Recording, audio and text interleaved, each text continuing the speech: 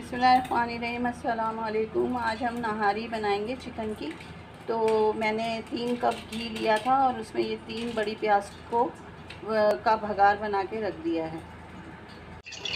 ये बचा हुआ घी है जो भगार का था, तकरीबन 1.5 कप के करीब होगा। अब इसमें ये 1 किलो चिकन है हमारे पास ना।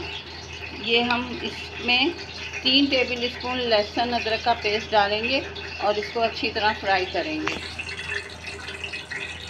ये इस तरह इसमें डाल दिया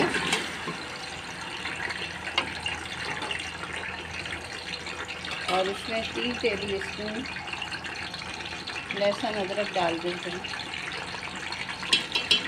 और इसे फिर हम भूनते हैं। जब चिकन इस तरह देखें ये अच्छी तरह भून जाएगा ना, बिल्कुल इसकी रंगत भी तब्दील हो जाएगी, तो फिर हम ये वाला नहारी मसाला शान का, मैंने शान का इस्तेमाल किया है, पूरा पैकेट है, ये मैंने निकाल के बाहर रख दिया है। फिर हम ये मसाला डाल के भूनेंगे और इसमें तो इतना पानी डाल देंगे कि चिकन गल जाए। फिर बाकी क्या करना है वो भी बताते हैं। ये देख लें चिकन अच्छा सा भून रहा है। अभी हमने कुछ भी नहीं डाला है सिवाय लहसुन अदरक पेस्ट के, और इसकी रंगत भी आहिस्ता आहिस्ता तब्दील हो रही है। फिर हम इसमें मसाला और 2-3 हरी मिर्चें काट के इसको भून लेंगे मज़ीद अच्छी तरह से। अब हम मसाला इसमें डाल लें और इसको और अच्छी तरह भूनेंगे। ये एक पैकेट से 2 टेबल स्पून ज़्यादा है मसाला, पहले का बचा रखा था तो वो भी मिक्स कर दिया है। बस अब इसमें 3-4 हरी मिर्चें साबुत डलेंगी और इसे भुना जाएगा। फिर इसमें पानी डाल देंगे। 5 मिनट और इसको भूनना है। अब ये भून गया है। अब इसमें थोड़ा सा हम पानी डाल रहे हैं, बस थोड़ा सा और डाल दें।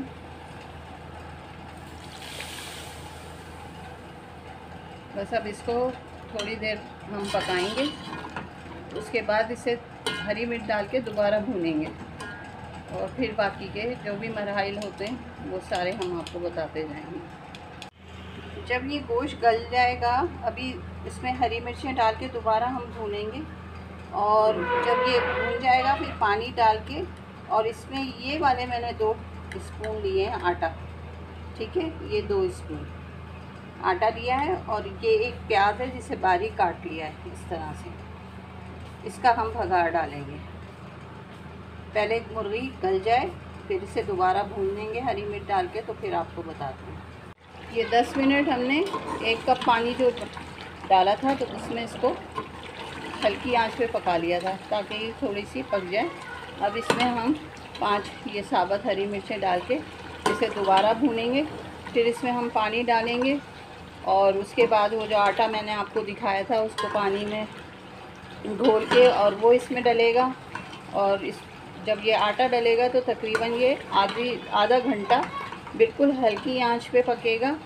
और जब आटा डलेगा उसके बाद वो जो प्याज आपको दिखाई थी भगार की, वो बना के वो भी उसी वक्त डाल दिया जाएगा और फिर इसको आधा घंटा मज़ीद हम हल्की आंच पे कुक करेंगे तो ये शानदार सी नहारी तैयार हो जाएगी। फिर आपको आगे बताते हैं। ये आटे में पानी डाल के इसे अच्छी तरह घोल लें ताकि गुठलियाँ वगैरह सब निकल जाएँ इसकी। इस तरह से अच्छी तरह से इसको घोल लें। और ये चिकन जो है वो पक रहा है अपने मसाले में। अब हम इसमें थोड़ा सा पानी डाल दें। इतना पानी डालेंगे कि क्योंकि आटा डाल के भी हमें इसे पकाना है तकरीबन आधा घंटा तक, ताकि आटे का कच्चापन भी ख़त्म हो जाए। और जब इसमें उबाल आ जाएगा तो फिर हम आटा जो घोला है हमने वो डालेंगे और भगार। अब ये दूसरे साइड पे हम भगार को भी तैयार कर रहे हैं, क्योंकि पानी में बस उबाल आएगा, आटा डलेगा तो साथ में भगार भी डल जाएगा। ये आटा देख लें इस तरह से हो गया। अगर ये ज़्यादा लगता है हमें बिल्कुल शोरबे में तो थोड़ा सा इसको कम कर लें, नहीं तो ये पूरा भी डल सकता है। ये आप देख लीजिएगा कि आपको कितना शोरबा चाहिए।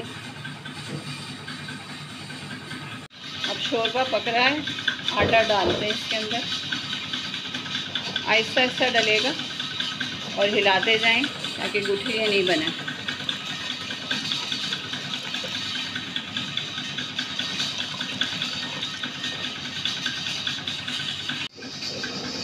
अभी इसमें उबाल लिया है, जैसे ही उबाल आएगा भगार भी डल जाएगा और फिर इसको आधा घंटा बिल्कुल धीमी आंच पे हम पकाएंगे ताकि सारे आटे का कच्चापन निकल जाए। फिर उसके बाद आपको निकाल के दिखाएंगे।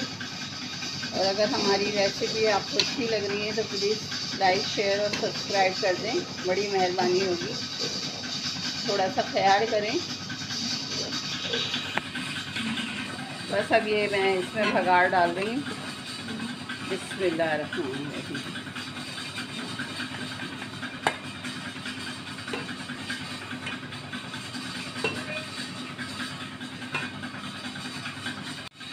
बस ये पकने शुरू हो चुका है और आंच मैंने इसकी कम कर दी है और बस इसको ढक्कन लगा के और आधे घंटे के लिए हम रख देते हैं। फिर जब तैयार हो जाएगा तो फिर आपको दिखा देंगे।